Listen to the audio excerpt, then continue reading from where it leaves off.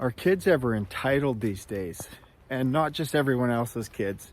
My kids fit into that too. You know, we're seeing it in schools, we're seeing it in homes, we're seeing it in communities, we're seeing it in grocery stores. It seems like everywhere we go, this generation has this sense of entitlement. So why is this a thing?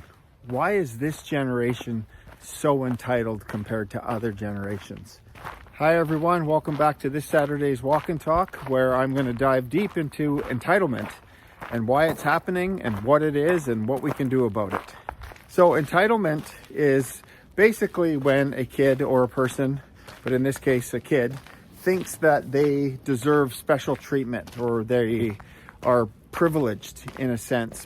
You know, you see entitlement a lot when kids don't get their way, or they run into something that's difficult, or something that is uncomfortable, anything that makes them frustrated or unhappy. And this is where it kind of starts.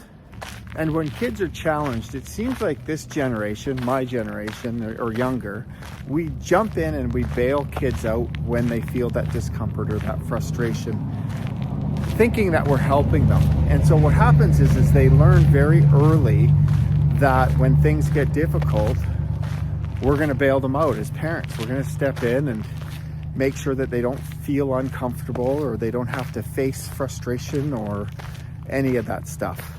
And so as a result, these kids learn that tactic. They learn that they don't have to feel or experience things that are difficult or challenging. It's literally built, entitlement is built on the shoulders of parents who helicopter and step in when their kids run into difficulty. And I'm an educator and I've done it. God, it's so hard because it hurts your heart when you see your kids experience any kind of discomfort, right? And so that's why we do what we do. We step in and we try to save them so they don't have to feel hurt and all of that stuff. But unfortunately what it does is it creates this notion for our kids that they don't have to work through things. You know, I think back to when I was a kid and how we were raised, and our parents didn't really care about our feelings. And I think back to specifically, you know, we used to get hand-me-down clothes from the Finnegers. Monica, Freddie, Peter, Paul, if you're watching this. And, you know, because money was always tight and our parents were frugal, and what was the point of buying new clothes when you can have new clothes? And, you know, and I remember, you know, we'd always get cords, and I would complain. I remember complaining to my dad, and my dad would say, "You're lucky that you're even wearing pants, so you should be thankful." And ironically, here I am, not wearing pants. Weird. So I don't know if me wearing shorts in the winter has something to do with my dad making sure that we weren't entitled. But, you know, I think back to our generation, and I think that's why as Gen X parents, we stepped in so our kids don't have to experience the same things that we experience. You know, we step in, we try to fix things. And when you do that helicopter parenting and you don't allow your kids to feel that frustration, it explodes. It turns into kids who are entitled. You know, and when you step in and you take away that discomfort or those challenges from your kids, you're allowing them to escape from learning. You're allowing them to escape from frustration and fear or even embarrassment at times. And, you know, and that's where kids learn best, when they're challenged and when they have to struggle and they have to persevere. And, you know, so not only are we creating this sense of entitlement, we're also developing kids who don't have the grit or the resilience to work through difficult things.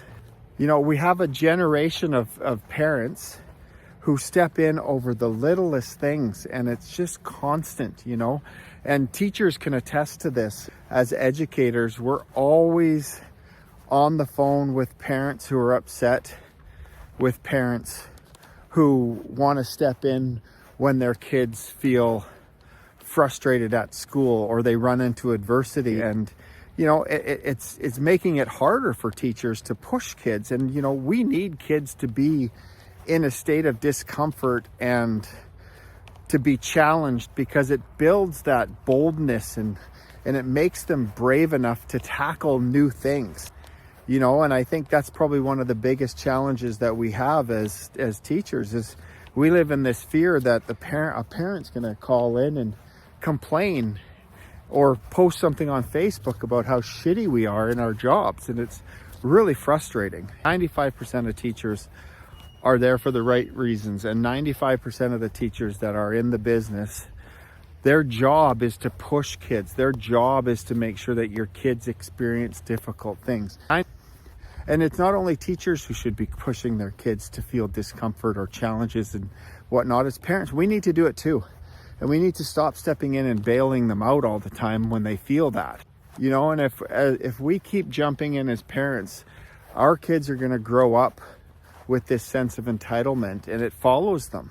It follows them into adulthood. And, quite frankly, I'm 52 years old, and I see a lot of young adults, I should say, a lot of young adults who are, in between the ages of 19 and 30, and they just got this entitlement where they think they deserve, a higher wage just because, and they didn't go to school or they didn't climb the ladder, and, they feel like they deserve to make $40 an hour instead of $30 an hour, and not realizing that you have to work hard and you have to earn your way up there, or if you want a job that pays more money, you might have to go to school and you might have to earn that degree and get to that point. But because, we've always kind of stepped in and given kids what they want and whatnot, we've developed this spoiled attitude with kids, and it's backfired on a lot of adults. And that's why we're having to see this shift. And that's part of the reason why we're also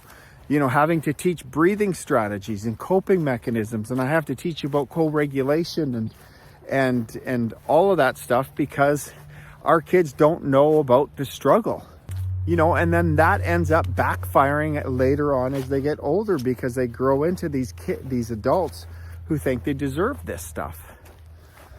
They grow into adults who think they deserve things without having to put the effort in.